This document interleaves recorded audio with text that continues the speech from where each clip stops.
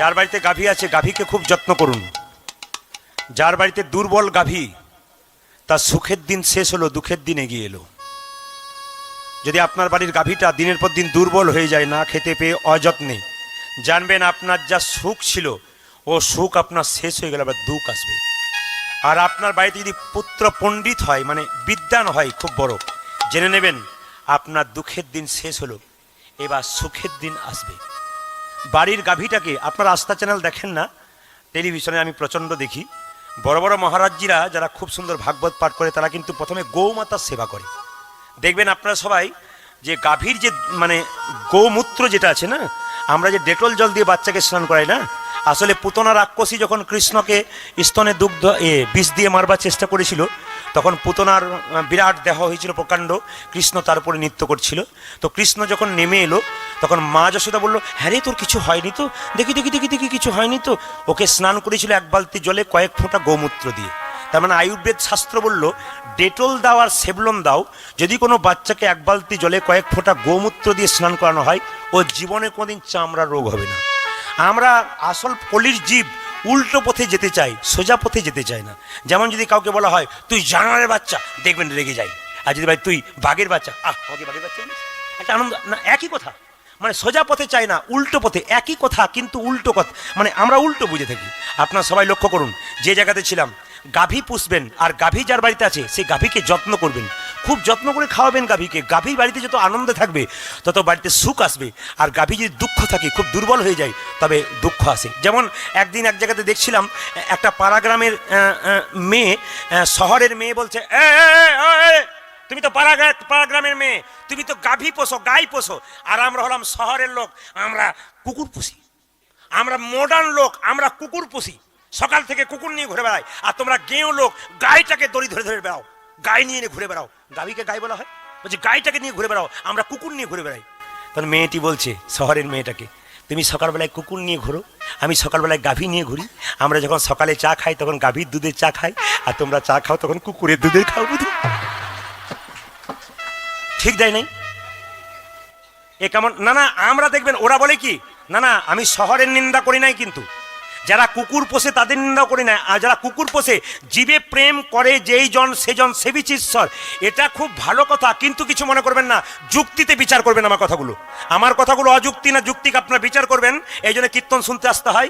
শহরের লোক বলুন, পাড়াগ্রামের লোক বলুন, যারা কুকুর পোষে তাদেরকে বলবো, মন্দিরে ভোরবেলায় যাও, বাবা মা এক কাপ চা পেলো কিনা খবর নাও, তারপর কুকুর নিয়ে ঘোরো, কোনো অসুবিধা নেই।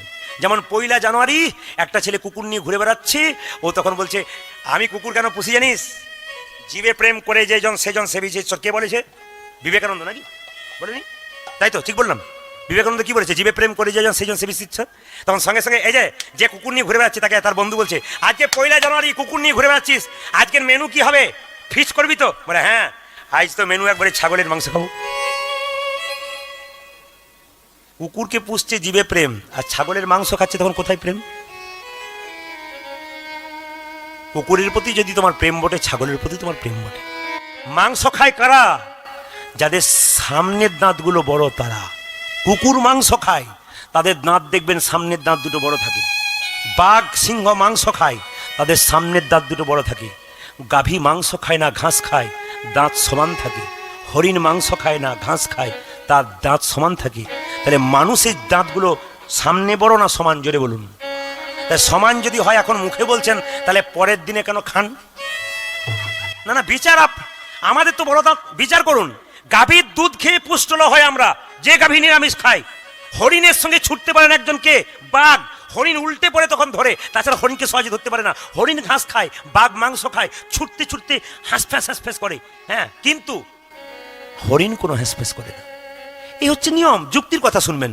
এই জন্য আপনাদেরকে বলে রাখি, যদি আপনারা পারেন নিরামিষ গ্রহণ করুন। না না, আমি সব দিনের জন্য বলবো না, সপ্তাহে 1 দিন করুন, পরের সপ্তাহে 2 দিন করুন, পরের সপ্তাহে 3 দিন করুন।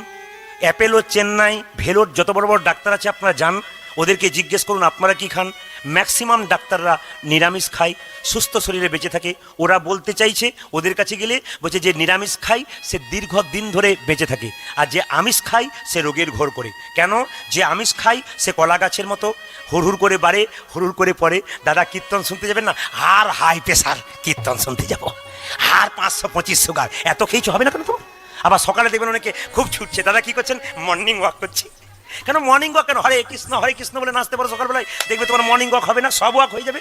গোটা শরীর ওয়াকও হবে, গোবিন্দের ওয়াকও হয়ে যাবে, প্রত্যেকটি ওয়ার্ক তোমার হয়ে যাবে, কোনো জিনিসে ফাঁকি থাকবে না। সকালবেলায় নাচতে নাচতে হরিনাম করো, সন্ধ্যাবেলায় নাচতে নাচতে হরিনাম করো, দেখো তোমার মর্নিং ওয়াক দরকার নাই, আর কোনো ওয়াকই দরকার নাই যদি দেহটাকে সুন্দর রাখতে চাও। এই জন্য বলছে যারা নিরামিষ খায় তারা বট গাছের মতো ধীরে ধীরে বাড়ে, বহুদিন পরে মরে। আর যারা যে যত ত্যাগী সে তত নিরোগী, আর যে যত ভোগী সে তত রোগী। আসুন আমরা চলে যাব কোথায়? প্রেম সে সবাই মিলে গাইতে গাইতে চলে যাব।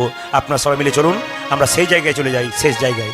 কৃষ্ণ কেশব কৃষ্ণ কেশব কৃষ্ণ কেশব তাই নাম, রাম রাঘব রাম রাঘব রাম রাঘব রক্ষমান। হরে কৃষ্ণ কৃষ্ণ কৃষ্ণ হরে হরে, হরে রাম রাম রাম হরে হরে। হরে কৃষ্ণ কৃষ্ণ কৃষ্ণ হরে হরে, হরে রাম রাম রাম হরে হরে। হরে হরে কৃষ্ণ কৃষ্ণ কৃষ্ণ হরে হরে, হরে রাম রাম রাম হরে হরে। কৃষ্ণ কেশব কৃষ্ণ কেশব কৃষ্ণ কেশব তাহি নাম, রাম রাঘব রাম রাঘব রাম রাঘব রক্ষমান। হরে কৃষ্ণ হরে হরে, হরে রাম রাম হরে। হরে কৃষ্ণ কৃষ্ণ কৃষ্ণ হরে হরে, হরে রাম রাম রাম হরে। কৃষ্ণ হে সবাই মিলে উলধ্বনি উলধ্বনি উলধ্বনি উলধ্বনি।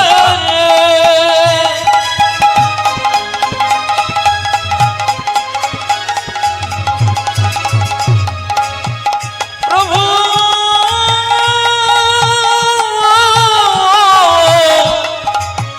গো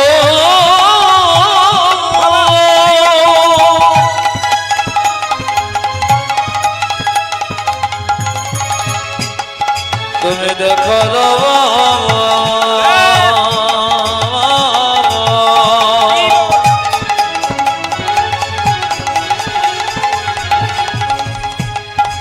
কৃষ্ণ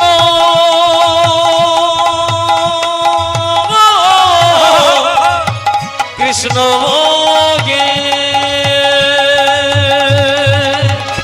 এই সময় সবাই একটু মাথায় কাপড় দিয়ে বসুন।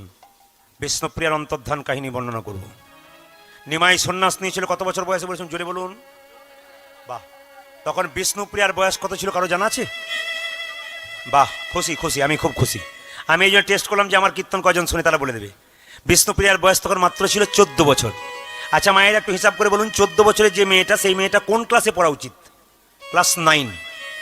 9 আর 5 14, একটা বাচ্চা মেয়ে বলে দিয়েছে 9 আর 5 14। এবার বলি মায়েরা, এই 14 বছরের মেয়েটা শিখিয়ে দিল স্বামী ভক্তি কাকে বলে।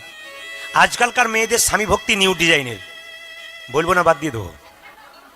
দাদারা বলছে বলুন বলুন, গন্ডগোল আছে। আর মায়েরা বলছে খবরদার বলবেন না। কিন্তু আমি বলে